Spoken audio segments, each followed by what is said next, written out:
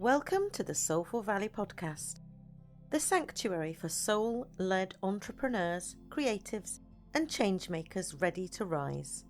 I'm your host, Katie Carey, best-selling author, book collaboration mentor, publisher, and energy alchemist, here to help you tune into your truth, amplify your voice, and align with the frequency of miracles. Each week, we dive into soulful conversations, transformational journeys, and the energies that shape our lives and businesses. It's time to evolve on purpose, because the world needs your light, your words, your legacy. Let's begin. Are you ready to share your soul's truth with the world? We're calling in writers, mystics, and visionaries for 2 transformational book collaborations. Soulful Poems Volume 4 for the poetic voices of this new era, and Evolving on Purpose, Angels, Spirit Guides, and the Frequency of Miracles for those guided by the unseen. Your words have the power to heal, uplift, and ripple across the world. And if you've ever dreamed of being part of something bigger, we invite you to watch the trailers for our international award-winning movie and join our Zero Limits community on Facebook, where we're celebrating global premieres, backstage magic, and preparing for the big launch on Amazon Prime and Apple TV later this year. Check the show notes now to join the movement. Your miracle moment is waiting. You gotta love yourself with all your heart. If you don't already, it's time to start. 'Cause nothing's gonna work out until you do. Gemma Sandwell helps people align with their most authentic selves in life and business, unlock their gifts, do work that is aligned and authentic to them, and feel amazing every day. After 18 years of experience, including many years in a blue-chip corporate, where Gemma was a leadership coach and teaching positive psychology, Gemma overcame extreme anxiety and navigated being neurodivergent, being able to speak on stage at TEDx, and connect to her superpower strengths and gifts. Gemma left corporate and now runs a flourishing business, transforming the lives of hundreds of clients, helping them be the best versions of themselves, enabling them to experience joy and alignment with their families, relationships, and their businesses. You can connect with Gemma and receive the free gift she mentions at gemmasandwell.com/sacred. Yes. Hello, and welcome to the Soulful Valley podcast, Gemma. Thank you so much, Katie. Hi, everyone. I'm so happy to be here. You're so welcome, Gemma. I'm excited to have you here. We tried to do this a few times, and the energies just weren't aligned, were they? But today, we're here. Yeah, I'm taking that as a sign it needed to be heard. Like, it needed to be heard because it kept being stopped and things kept happening. It was like, this podcast needs to happen. Yeah, and I've had this with, there is someone else in particular that I really work deeply with spirit with. There's often been with past life regressions, for instance, there's often been things that have got in the way or tried to get in the way, but we get there eventually. Yeah. Gemma, for those meeting you here for the first time today, can you tell us a little bit about who you are and the work you're here to do in the world? Yeah, so hi everyone. I am Gemma.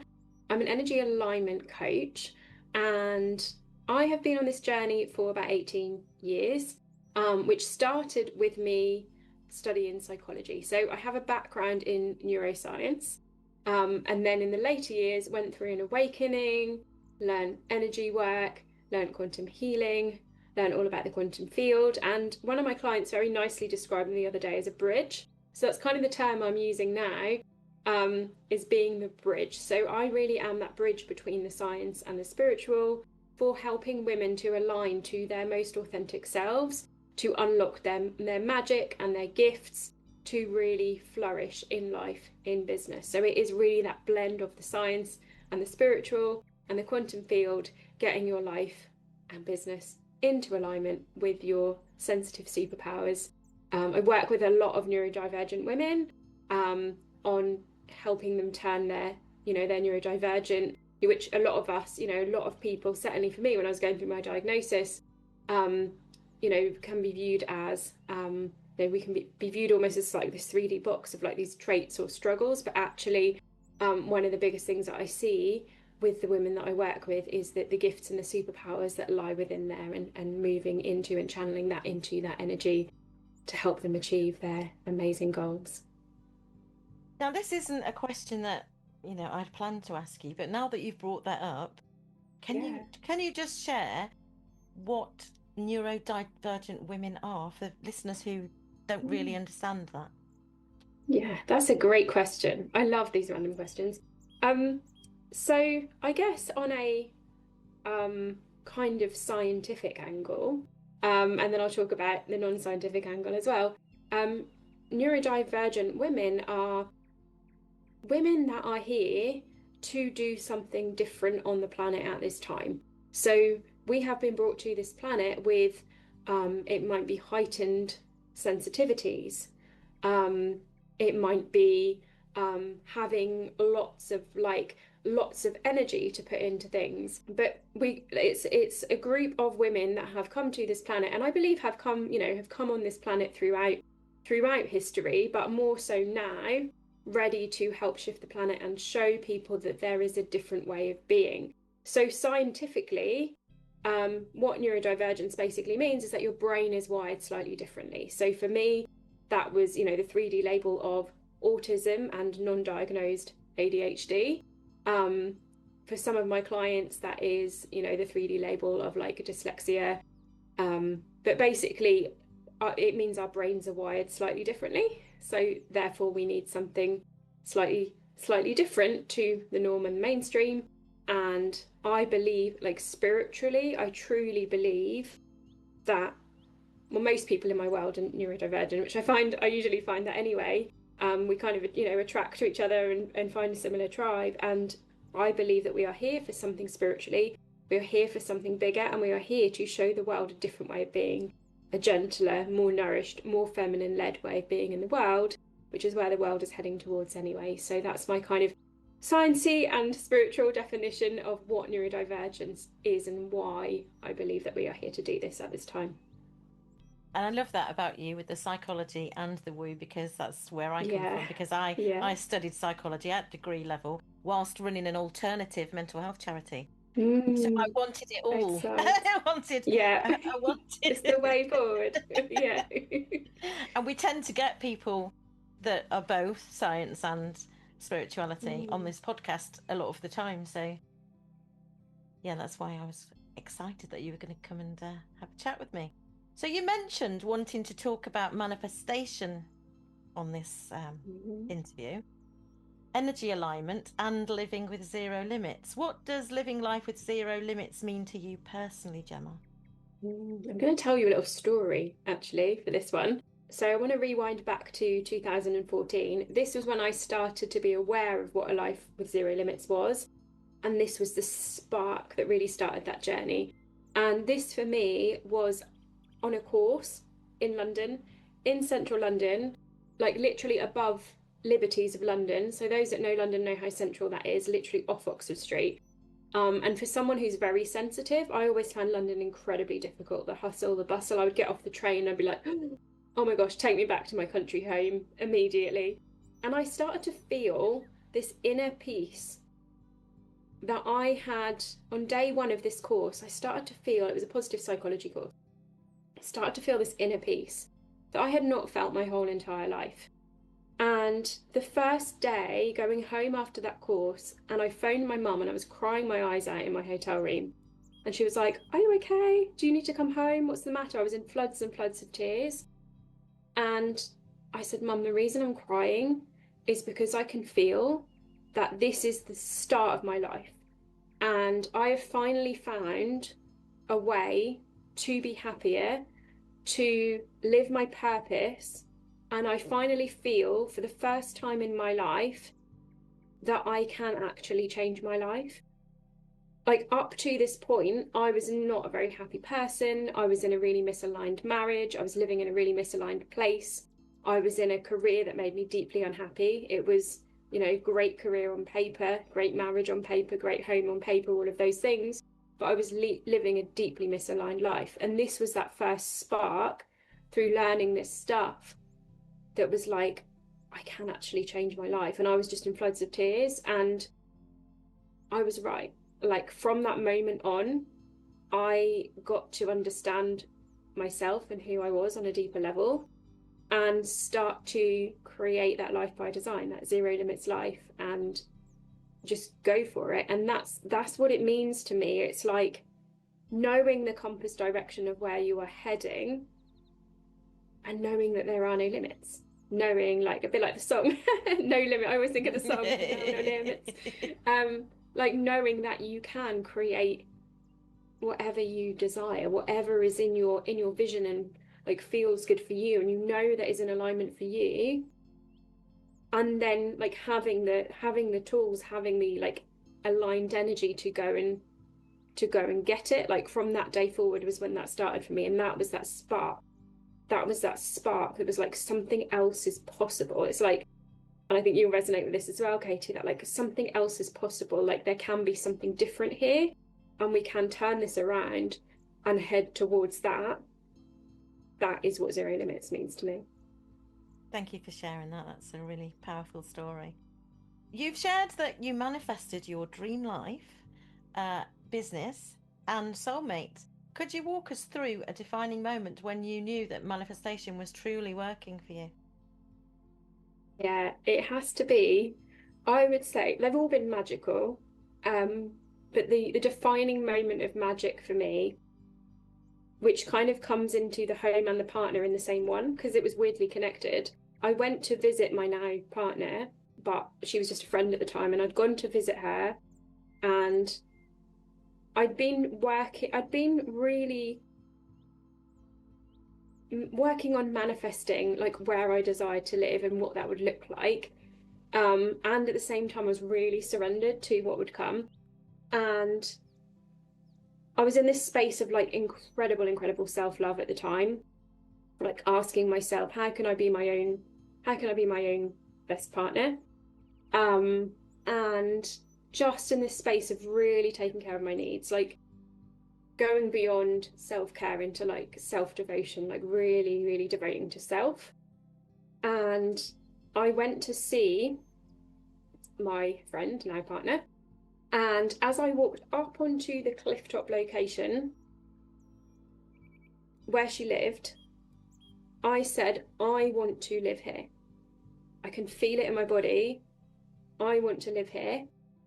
And I went back because I'd just been through my divorce, and I was actually living on a goat farm at the time, which I absolutely loved. But that was just a temporary solution. I was living in this holiday cottage. And I got back to the goat farm. Within half an hour, my phone rang, and it was a landlady for one of the properties on that clifftop location saying, I've just had a property freed up. Do you want it? And I was just so taken aback. I was like, literally went there today. Like I've never had something so specific happen. Like for me, I'm quite non-specific. I'm more like, okay, kind of want it to feel like this, like bring me the magic. But this was literally, I went, I want to live here. And the universe went, here you go. So I got to move to the place exactly where I'd asked for, which was really close to who's now my partner. And so not only did I get the home, but I then got the relationship, and I got to live near her as well. And then we developed that relationship. So it was like kind of a soulmate, which I was never looking for at the time. I was actually just focused on loving myself. And the home that I said, I want to live here, and the universe went, okay, here you go, have both. That has to be the most defining and shocking moment of my life. And like what is possible. And it's not shocking to me because that's the way things happen for me as well. And I love the way you share this, because you can be really specific, can't you? Sometimes you don't even realise just how specific you can be. I don't know if you've heard the story of where Alan came into my life, but I'd had 2 years while I was going through a divorce and it started with the COVID year in 2020, where that's also later that year I started the podcast, but I made the decision, got the papers signed for the divorce. That was the end of that. And then I became devoted to self-love for 2 years. And I was at the point where I didn't care if I never had another relationship romantically, because there was so much love in my life anyway. It didn't matter. That's how the place I'd come to. And I was at my son's And I said to him, we were talking about a few people called Alan that we'd known and how great they were. And then I said to him jokingly, maybe I need an Alan in my life, Jamie. Maybe that's where I've gone wrong. And the next day, so you can be really specific, and sometimes I think you've got to be careful what you wish for. We've got to be really careful what you say out loud, yeah. But Alan is wonderful, so it's all good. So it sounds like you were really aligned in that you were on that self-love journey. So you were, vibrating at that frequency of, I'm ready for someone to match me at that, even though you didn't have that intention. So that when you gave, maybe that's the key thing, when you gave the specific intention, it could come to you because you were at a vibrational frequency for it. Love that so much. And even when this house came along, I put my house up for sale, and there's so many stories. There are so many stories of specific things that I've declared basically, and they've just come in. But this house is the street name is the name of a Northamptonshire poet, and that's where I lived when I created my first poetry. Oh, I love that. So it's just all of these little things, but it's all magical, isn't it? And the thing is, even though you know how it works, it still feels magical. It does, yeah. And miraculous. Because there's still that little human part, isn't there, that kind of goes, is that really possible? Or did that really happen? Or was that just a coincidence? And then you're like, no, I've had enough evidence now. I've got enough data to show like that, that scientist brain is like, really? And then you're like, yeah, really. Yeah, especially when you've written a lot of chapters and books and poems about it all. It's like, there's too many of them. Yeah. Was there a turning point, Gemma, or a breakdown before the breakthrough that happened that activated this shift into your dream life? Yeah, I would say actually there's two things. So one is the co-creation piece, that it's not, it's not up to you to do it all yourself, and that it is a co-creation with the divine, and there is a divine timing piece as well, and trusting that. And every time stuff has shown up for me, whether it was the opportunity I had to leave my corporate job and move fully into my business, or the relationship, or the homes that I've lived in, the real defining moments with those is where I've like done enough masculine action. It's like I've done the work, I've set the intention, and then leaning back to allow that to come in, and leaning back to allow that co-creation with the divine, and know that it's like 50-50. Like, it's not all on me. I don't have to micromanage the universe. Kind of leaning back would be the first one. And the second one would be that self-love piece, which I'm hearing you talk about in your story there as well, Katie. Like, not just self-care, bubble baths, meditation stuff, but actually, the nitty-gritty, choosing self, boundaries, real self-devotional space. And when I've been in that total self-devotional space of choosing myself and devoting to myself, and like going above and beyond, because we all talk about like meeting our needs and looking after our well-being, but I feel like it's beyond that. It's like, what would feel pleasurable today, what would feel joyful today, what would feel nourishing today, and going into like that kind of state of devotion then allows that to happen, because you're there's no lack in your field. Like, literally, how many times I'm literally looking at my vision board right now, how many times are we like, the vision is there and I'm here? Like, we put that gap, we put that space between us and the vision, which is why, just looking at the law of attraction isn't enough. We need to look at all of the universal laws. But when we do that within ourselves and we give to ourselves in that way, we're full, we're whole. So we're vibrating at that wholeness. So we're vibrating at that frequency where that thing can come to us. So they'd be the two defining moments, I would say. Awesome. Thanks for sharing. How does energy alignment play a role in your day-to-day life? And do you have any daily rituals or practices that help you stay in that aligned high-frequency state? Great question. Because it's all about the small daily actions, isn't it, sometimes? Yeah, so my morning cup of tea, I'm drinking a tea right now. My morning meditation, where I drink my tea in that practice, is big for me. And that is something that I have done since learning mindfulness, probably 11, 12 years ago. And what I do in that practice is really intuitive. So some mornings, and this depends on like the time of the month, if I'm in like a more of the luteal phase of my cycle, then I might need to do like more somatics, more of a release or some dancing. But I just listen to my body and I tune in and I just feel into, am I feeling any energy that's not mine? Do I need to clear some energy this morning? And if I do, then I'll do my own energy clearing practice. If I need to do some somatics, I might do a breath work session, I might dance, I might shake, I might do some TRE and release some stuff from my body somatically. Or it might be more like a visualization meditation. But one thing that I try and do at least every couple of days, if not daily, is connect back into that vision. So I might do a release or clear some energy, and then I'll come back to that vision. So it's always like kind of ending that practice on, okay, well, where am I heading? What am I visualizing? What am I focusing on today? So today I was going into town to work with a local like marine company on their well-being and their leadership development. And it's something that I'm doing to kind of give back to the local community. And I was like, okay, like, so today it was like, I'm going to visualize that going really well.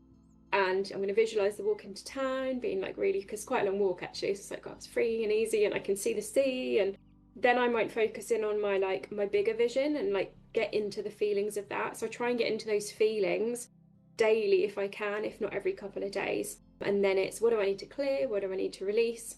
And I always do that as part of my morning practice.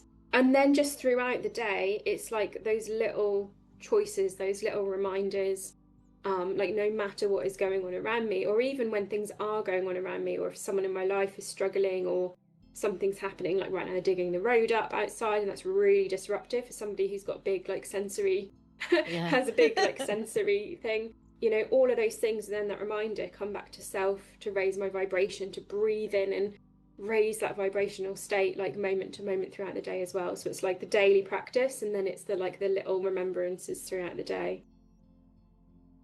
I'm glad you brought up there about going back out into the community, into your local community to do something, because a lot of people, once they leave the mainstream, completely abandon it.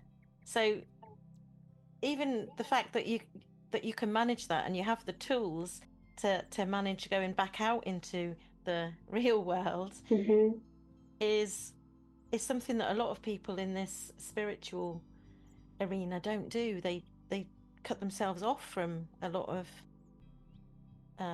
everyday reality.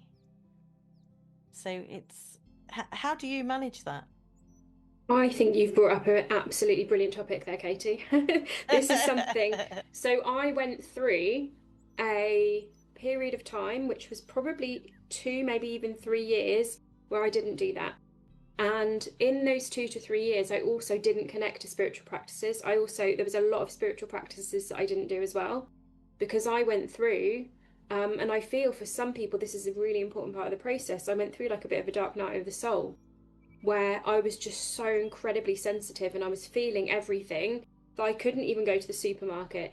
There were days where I couldn't even go to the supermarket, and I get my deliveries online now, so I just like embrace it. Or I go to the local shop if I feel like I want to. But, there was a point in my life where I couldn't get out to the supermarket. All I could do was like a walk in nature, or, meet a friend for a coffee, usually in nature. And that was it. I couldn't do anything. I didn't socialise. I didn't go to like pubs, restaurants, anything like that. Obviously lockdown kind of majorly helped with that anyway. I actually loved it. Yeah, isolating myself was actually quite powerful. But I actually had to embrace that and go through that and come to accept that part of me that was super sensitive and needed that. And by allowing that and leaning into that rather than fighting against it, because this is the thing, like people fight against it and think, oh, I should be sociable, like, loneliness is bad for me, I should go out in the world and I should do all these things. Well, actually, no, there's a part of you that really wants to like kind of be in the hermit cave. And just leaning into that and surrendering into that was actually what enabled me to come out on the other side and build tools, techniques, practices to clear my energy, to keep me grounded, to keep my vibration high, so that I could go back out into the community. But I'm so discerning and I'm so selective. So if my body says no, then I just simply won't do it. Or if it's like, it's a yes and, then I can do this thing So like today, I knew we had our podcast today. So I was like, I know I can go to that meeting this morning and I need to walk home rather than drive.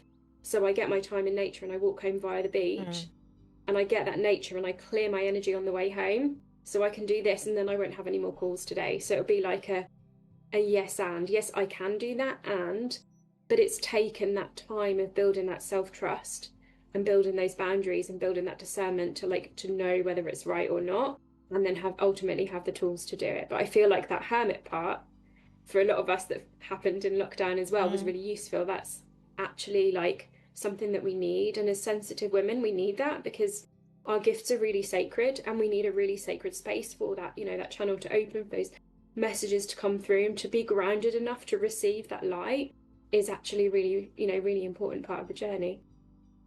And that's where all of this started for me, the podcast and the publishing, and all of the creativity started because of that time I had alone. And it was like calling me back to who I had been years ago when I was young and creative. That gave me tingles when you said that. It felt like a call back to your truth when you have that space. The world gave us those boundaries, didn't it? Where we had that space and we could just come back and connect to ourselves. That feels so powerful. And it was also the powerful time that I was able to go through with that divorce, which I don't think I could have done it if I was caught up in the way things were the previous year. So it was a powerful, even though we thought it was a bad thing at the time, it was powerful in a lot of ways for a lot of us. Blessing in disguise in many ways. Yeah. And I love the way you talk about listening to the body as well, because again, not a lot of people do this, and they're too busy listening to their mind. So for any of our listeners that might not even understand what we mean by that, can you explain that term a little bit?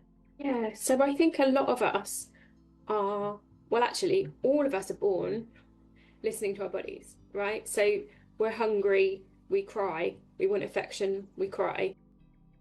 So we're born listening to our bodies, but over time and throughout our life, we've become, like so many of us, especially as women, become so deconditioned from that into the mind. And, we're told that we should write for and against lists and follow our logic, and that is very much trained out of us. And to get back into that place, because ultimately the body, so something that I found out is that the gut actually connects into the quantum field. So if we can connect to what our gut is telling us, our gut can connect to places that our mind can't connect to and relay back information. So you hear this word gut response, but what that actually means is your gut is connecting into the quantum field and is saying, hey, Katie, in the future, this thing is going to be really aligned for you, or this thing isn't going to be aligned for you. So when you get that gut yes or that gut no, that is what is happening, and the mind can't go there in the same way. So one of the biggest things that I say around when you're starting to tune in with this is, what I would give advice to the listeners is look back on situations that you had that turned out really well, and think about how you felt throughout that process and what those feelings were. So like if you're listening to this right now, like reflect on this right now, like what was it that worked out really well for you, and how did that feel in your body? And I imagine that you will probably have had like an expansive feeling, a heart-opening feeling. You might have had a lifted feeling in your body, like your posture might have literally changed as you thought about that. And then vice versa, a situation that you did that didn't turn out right, that wasn't a great decision that you made. And the likelihood is when you tune into that, you'll feel a closing, you'll feel a restriction, maybe you're dropping rather than a lifting. So generally a yes feels like an expansion and a no feels like a constriction. And this can get really interesting in the mental health space, because a lot of us are told that constriction is anxiety and that we need to push through that. But actually that could be your body saying no. So there is a difference between pushing through something that makes you feel a little bit like nervous or anxious about it, and actually just your body saying a downright no. So The biggest like example that I have of this is when I did my TEDx. I really wasn't in a great place from a mental health point of view. I had extreme social anxiety, but I knew in every core of my being that I needed to do that TEDx. And I went through the application process anyway, despite everyone in my life saying, "Are you sure you want to take that on right now?" I was still working in corporate. I was running my business on the side. I'd just been to the doctors and been signed off work with anxiety and stress at the time as well. And everyone was like, "Are you sure you want to do this?" And that desire in me, that message needed to be heard, that I needed to be on that stage, just was bigger than all of that. And somehow like that kind of spark drove me forward. And I remember the day the email came in to say, "You've made it through to TEDx." I still remember it to this day. I was stood by my fridge in my kitchen and I looked at the email on my phone and my whole body was like, yes. And my whole body, I think I even jumped in the air. It was like such a lifted feeling that I was like, woo, almost like a little leprechaun, like leaping. And it made no logical sense whatsoever that I did this, but everything in my body was like, yay. And now I look back on it and it really was like a turning point in my confidence. And you know, it said to me in energy, it said to me, you know, if you can get on that stage at TEDx, you can get on a stage anywhere. And that was a defining moment in me overcoming that anxiety and getting that confidence, was like, this is bigger than me. And my body just says yes to it, despite it making no logical sense. So for anyone listening, I'm sure you have those moments where you can access those feelings. Those feelings are your compass. So, you know, whether it is that lifted, that expansion, that excitement feeling for you, like that is your compass, that is your yes, that is your no. And if you don't know and you want to go deeper and like need support with this is where I've got a free workshop called Sacred Yes and workbook, which can help you with this as well, which I can share the details of. That's wonderful. We'll put that all in the show notes at the end as well, because that is so powerful, especially with mental health, because I often hear people beating themselves up because of their anxiety, because they can't be like other people, but they weren't born to be like other people. They're their own special kind of, they've got their own gifts and their own talents, and sometimes they're just forcing themselves into a box that they're not meant to be in. And then they're labelled, and it's all quite toxic, isn't it? It is, yeah. It is, and that's why we have to have that zero limits, right? Because it's exactly like that knowing that there's more out there and that we're here for a reason. And yeah, we have that thing happening for a reason, because we are here for something more. So yeah, it's kind of back to that zero limits and why we do what we do. Many people, Gemma, feel stuck between spiritual tools and the real life results. How do you bridge the gap, as you've just said, you are the bridge, between intention setting and actual manifestation? I love that question. So I think it's really like a deep knowing. It's developing that deep knowing that things that happen in the human realm affect the energetic realm and vice versa.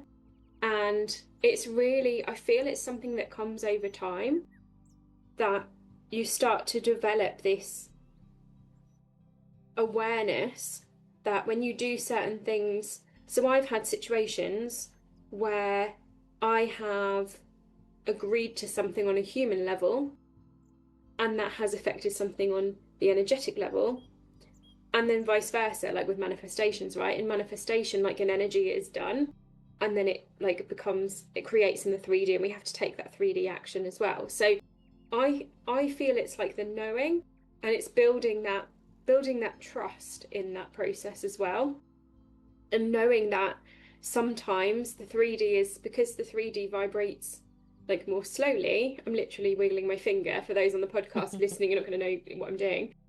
Because the 3D vibrates slower, it's going to take longer. So when it's done in energy, it takes a while to catch up. So it's also having that trust and being really conscious and discerning about what you do in the 3D and the things you agree to, knowing that that's then going to have an impact on the energy as well. And it's building that trust and building that knowing with navigating that space, which I feel just comes over time and practice and learning and understanding about how it works, like how the 3D works and how the 5D works. And yeah, and to learn that through your own experience really is the way to do that, I feel. Yeah, and even when you may forget, it comes back quicker, doesn't it? You realize yeah over time that you realize how things can change in an instant when you remember.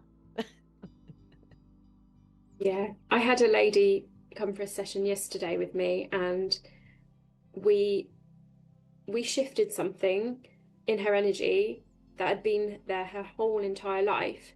And she had been going to the doctors and telling them, I've got this thing that's wrong with me. And they were like, we can't find anything. They were doing scans, they were doing all sorts, and she had all these different health conditions happen. She came to the session and she just told me what was happening, and we energetically pulled it out. It's been there since she was born, and it went. And even in that moment, I was like, disbelief. Like, I was like, did that really just happen? Did we just do that? and she was like, did we really just do that? But I can feel it's gone. And you know, she'd been going to these 3D like professionals her whole life, saying, I know there's something wrong with me. I know there is something wrong with me. And they kept coming back, and I see this a lot with like things like chronic fatigue. You know, I know there's something wrong with me, and the doctor's saying to people, there's nothing wrong with you. And then like energetically, there's an energy drain, or there's, you know, they've picked up some energy, or there's some like some kind of ancestral energy that's kind of, you know, running through there. And I can't remember the question, but I feel like it's kind of these moments where, like you say, you have to remind yourself, where you're like, oh yeah, this can change in energy just instantly. Like, it doesn't have to be a long process. It doesn't have to take lifetimes. Like, I can literally shift it right now, and that's how the energy works. But it's just remembering that, isn't it? And then like remembering, and sometimes it's like so magical, and you're like, well, of course, but that feels so magical. Yeah, and we do forget. It's silly, really. we play so much on the physical, to help us. Even when we know a lot about energy, even when we work with the energetic tools, we just forget that that's actually 99% of more helpful with what's going on than the 1% in the physical. It just messes with our minds a bit, doesn't it? It does, yeah. We're so programmed. Yeah. And I did have a session with you a few weeks ago where you released some things from me that I was shocked were still there, with all of the amount of work that I've done over the years on the spiritual side. And I remember that it just lifted. Whatever it was just lifted instantly. Yeah. And I felt better after that day, and things showed up in my reality, because I'd been blocking everything, not knowing how. I was You sometimes just need like I call it a spiritual blood test. So it's like a spiritual blood test, where it's like, you know, we need a doctor to give us blood tests to show us what's wrong, and then what we might need, or we might need a supplement or something like that. That's kind of how I see it. Sometimes we need someone else to be able to. My friend described this as, when you're in the bottle, you can't see the label. So if you're in the bottle, you can't read what it says on the front, but actually someone else can see that on the front and then tell you what's going on. So sometimes we need that support to read that label and give that to us, and help us with that, because we can't, you know, we have those blinkers on, don't we? We have that spotlight effect, blind spot, and everyone, you know, everyone needs support, everyone needs their tribe. It's all part of it. And sometimes as well, it's encouraging you to ask for that help, isn't it? Because again, a lot of us, particularly women, are not very good.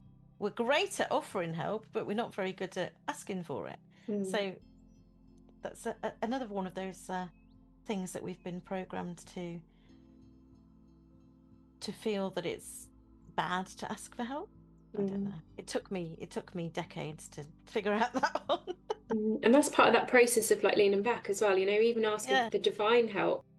or asking to be shown, or even just like reprogramming yourself to actually see that there is help available, or asking someone for something. Or it's so deeply ingrained in us not to do that, isn't it, and to be hyper independent. But actually, like, sometimes we can't see the wood for the trees, and then we're like, oh, there is some support there, even if that's divine support, even if that's Mother Nature. When I was like frantically manifesting a home, and I was running out of time with my rental, and I was like, oh, like, what am I going to do? And then I just had this moment of like, Mother Nature is your home, like she's holding you right now. And I was like, oh, so even if nature is the support system, it's like knowing that support is there, isn't it? Knowing that the earth is there, it's grounding you. Definitely returning back home to who we are. Yeah. What were some of the biggest beliefs or limits that you've had to release in order to step into this version of yourself? That's a great question. So the first defining moment of that was around I don't have to be like everyone else, which I know you've touched on, which was from that day in central London where I was sat there crying, because one of the things I'd done that day was a strengths profile, and that very clearly showed me what my strengths were, and that if I followed those things that lit me up, that brought me joy, if I channeled that energy into something, just how powerful that would be. And being that science person as well, like seeing the science of how that has literally like changed organizations and people across the world, that was really powerful. So that was that first spark for me. It was like, oh, I don't have to be like everyone else. I'm a big introvert, and up till that moment in time, I was trying to be like all the extroverts that I worked with at the time. I was like, how do they do it? The office, they go to the office, to the bar, and then the weekend socializing, and then back again. I was just trying to keep up.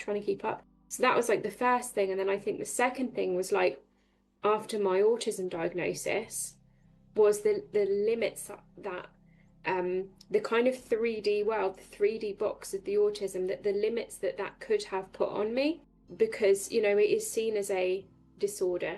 It's seen as something, you have to go through the diagnostic process, you do have to focus on what is wrong, what isn't working.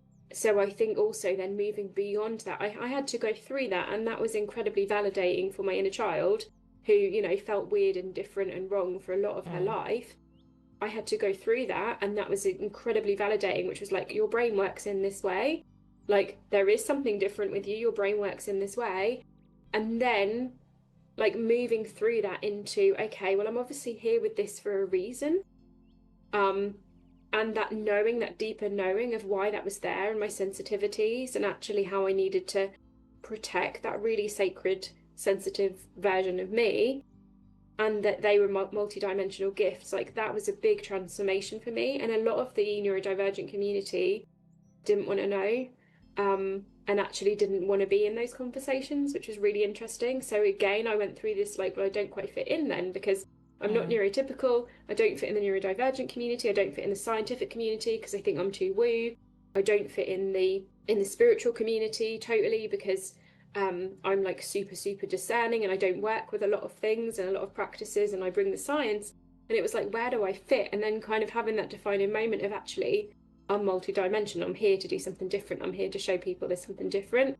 Like that has had to be like the defining belief that's kind of moved me forward, and has removed those limits, removed that kind of scaffolding on who I am throughout the time, my life and my business, I would say. Thank you. What when you mentioned there's some practices that you moved away from, that you don't go near anymore.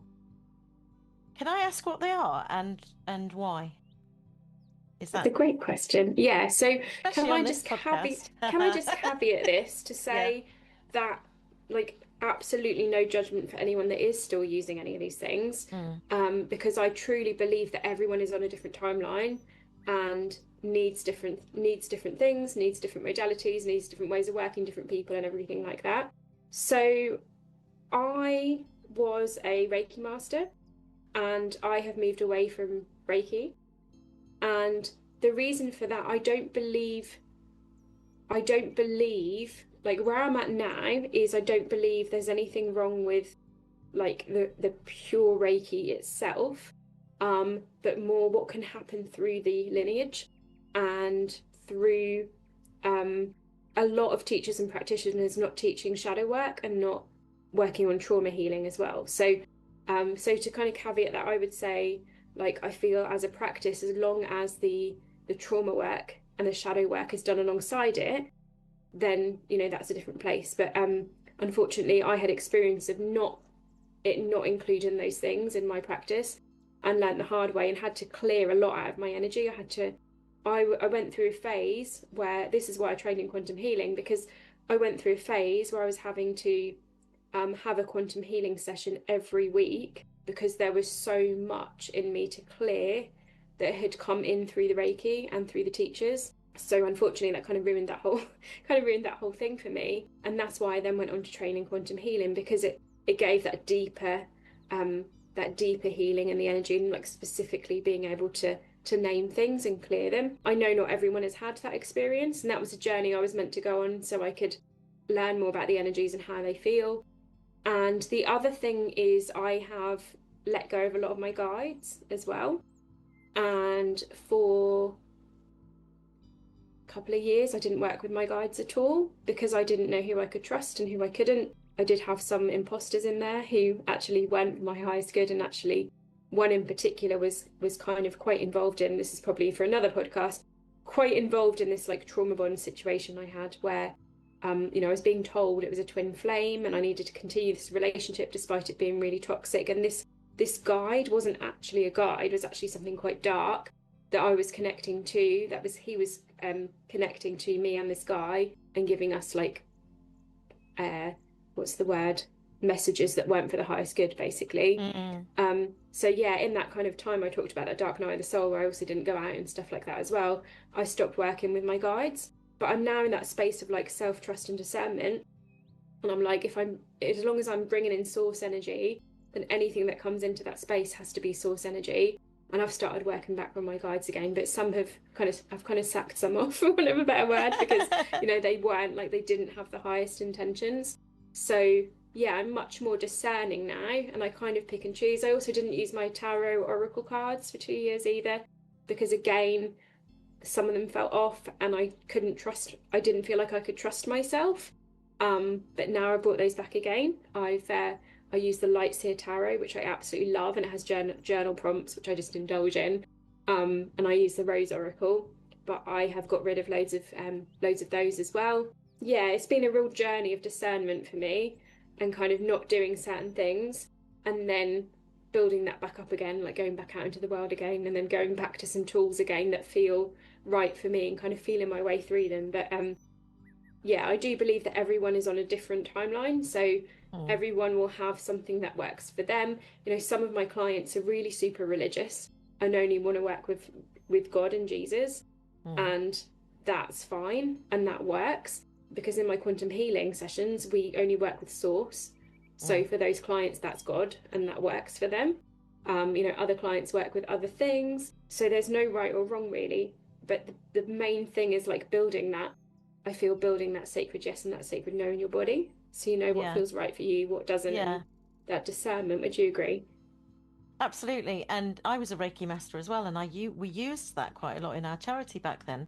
But this is quite a few years ago now, and there wasn't much out there about shadow work and trauma the way we understand it now. So naturally as well, when I ended, it sort of came to a natural ending with the charity, that I also just stopped doing anything to do with Reiki. And there were other things that I was called to step into more, and the mindfulness was the main thing that I stayed with. But for me, Reiki did feel like a gateway to gateway is the a great rest of word. it. Yes, it was a gateway totally to the agree. rest of it. Yeah. to I actually call it a gateway to understand practice. energy. Yeah, I love that. But it's not something that I even use anymore. No, it's not. I also feel that this is like a message that I received from source, that the paradigm has actually shifted. So a lot of, you know, that lineage was created in the old paradigm. So one of the things that I've heard recently is actually it's not, you know, it's not, in some cases there's no negative impacts of it, but it's just not as effective because the energy of the planet has shifted. So, you know, that energy that's come through actually is in a different place to where the planet is at now as well. So, but what I have seen happen, so I've got a couple of clients that are Reiki masters, and what they've done is they've brought the practice kind of into the new paradigm, and they call it source healing. So what they're doing is they're channeling source energy. They're using the hand movements, but rather than calling it Reiki, and rather than working with the, you know, like the lineage of the energy and the attunement specifically, they're calling it source healing. But even for some of their clients still come and ask for Reiki. But what they're getting is just source healing. So it's like just pure source. So I do believe there is a way to bring these things into the new paradigm as well. Yeah, there's definitely a way, you know, and a lot of insurance companies cover it. And in the US, you know, it's covered under people's health insurance. So there's that kind of 3D world to navigate with that as well, where actually sometimes people probably do want to call it that, but actually what they're doing is something multidimensional. Yeah. We've gone down a rabbit hole, haven't we? We have. I knew we would, to be fair. Yeah, I knew we would too. So let's go back to calling in your soulmate.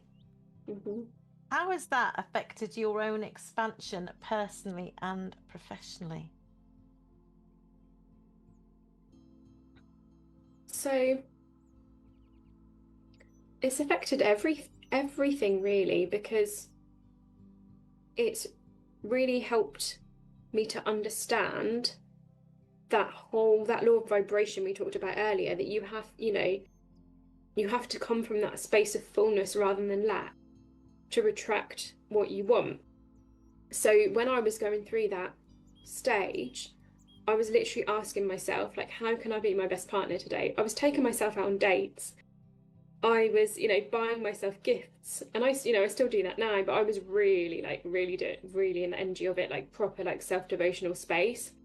And this has led me to that understanding around that energy, and that kind of, you can only receive what you're a match for. If you're vibrating lack, you will receive lack. So this has kind of impacted every area of my life and what I teach in my work as well, which is like, who is that version of you that walks as if she has that thing, and what are the small steps to align to that today? What are the biggest steps? So I've kind of applied this to every area of my life, of my business. So yeah, it was really like a defining moment of like, wow, when I really focus on self-love and I detach from wanting a relationship, I get the most aligned relationship come in. So what else is possible when I use that in other ways? And that's something that I've kind of tested and learned with in those other areas as well, like both for myself and clients as well. Yeah, because you realise that it isn't just, if it can work for relationships, then it can work in your business, and it can work in your financial life, everything. And it's really, it worked in my corporate when you come job. to that, when you come to that realisation. And then I've got adult children now, so they're all doing really well in their corporate jobs, but we have deep conversations about things. I can imagine. Love it.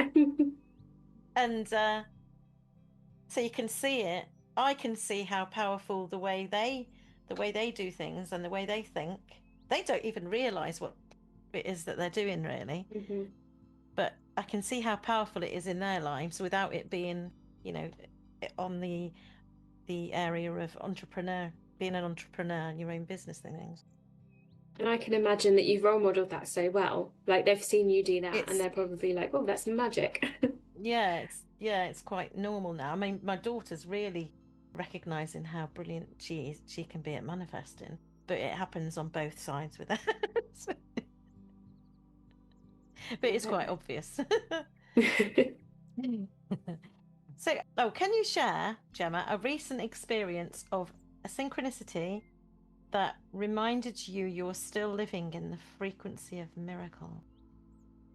It has to be today, which I shared with you before we started the podcast, that I went into a coffee shop today and the floor was completely empty, and after being there 10 minutes, I looked down and a white feather had appeared at my feet. And that is always a little sign of, when there's nothing around, there's no birds around, there's no feather cushions around, and suddenly a feather appears. Like, it's always that little nudge, that little sign, that little synchronicity. It literally happened today. But there's so many examples of this, but I thought that was really timely that happened today. And then come on the podcast, and Katie, you've got your lovely wings in the background, and we pulled the card that had wings. It's just all in alignment. I think because I've showed you that card today as well, I'm gonna show that to anyone who watches the video later. And it's trustworthy friends, and I just thought that was quite apt with you coming on. Yeah. You trusted me to come on the podcast. I trusted us to go down the rabbit holes honestly and openly. Yeah. I love that. Trusting that we can go down the rabbit holes and it'll be okay. We won't get lost in Wonderland. What message would you love to leave our listeners with today, Gemma, who are ready to live their own lives with zero limits, but don't yet know where to begin? I would say get to know yourself and who you are at a soul level, and to help navigate this with your compass, it is your body, it is your sacred yes, it is your sacred no. So tune in with that exercise that I gave you and work out what those feelings are for you that is your yes and your no, and this will help you quantum leap towards that life of your desires. But it really starts with getting to know who you authentically are. Like, that is the first start. Get to know yourself, get to love yourself, and then the steps will just magically appear when you follow your body. That would be the summary but slightly long answer. And I think as well, like, learning how to powerfully deliver that no, because that's something a lot of people struggle with, isn't it? They just can't say no, and that is really blocking their and no is a full sentence. Exactly. Yeah. You don't have to give a 10-page excuse. No is no. Yeah. And that's a powerful one to learn. How can our listeners connect with you, Gemma, and work with you or learn more about your office and your communities? You can find me on Facebook, just Gemma Sandwell. You can find me on Instagram at I am Gemma Sandwell. We have the lovely Quantum Queen membership, which is available through the link in my bio on all social media platforms. You can also visit my website, which is just gemmasandwell.com. And I would love for you to reach out to me and let me know how this podcast episode landed for you today. And if anyone has any questions, I'd be very happy to answer them as well. Thank you, Gemma. I've got a bonus question for you. Ooh, if love you it. Don't mind. Go for it. I think you've had a few bonuses today. Yeah, I hadn't planned them all. What's one myth about manifestation or energy work that you'd love to bust once and for all? It would have to be that everything is not about the law of attraction, because this is a myth which I believe has been put out through things like The Secret, that you put it on a vision board and it happens. But there are actually 12 universal laws, and I'm going in a bit of a sneak peek. I'm actually going into this in an event that I'm running in September. We're actually going to delve into those 12 universal laws and look at how to bring those to life for you. So that would be the myth. I feel there's so much focus on the vision board, the law of attraction, but actually there's so many other universal laws that are at play that we need to look at the whole piece when we're manifesting. And again, the law of attraction was another gateway, wasn't it? It was a gateway Another into gateway. laws. Yeah, The Secret was another gateway, exactly. These bridges and gateways that we realise eventually. We've got a castle here, Katie. I think all these bridges and gateways. Thank you so much for your time today, Gemma. It's been delightful. Thank you so much for having me. I've really enjoyed the conversation. Bye for now. Thank you. So ask yourself, is this for me? Give yourself some boundaries. Learn to trust your intuition now. Hi, my name is Dr. Susanne Kurz. I'm a scholar, coach and creator, and I've been featured in 2 collaborative volumes of Katie Carey's Soulful Valley Publishing House, Evolving on Purpose, Co-Creating with the Divine, and Becoming the Manifesting Diva, Creating Ripples While You Flow. Professionally, I help people who feel stuck in life to reconnect with their inner guidance and resources through a hypnotic trance journey to the power within.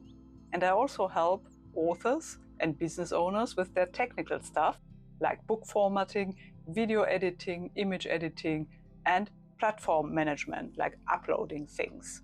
I also help with online presence, like a Google business page or Wikipedia article if you are eligible, or if you have a podcast, I can put it on the International Movie Database for you for more visibility. I also have my own exciting creative project, a high fantasy TV series in development, and I have a talk show and a podcast.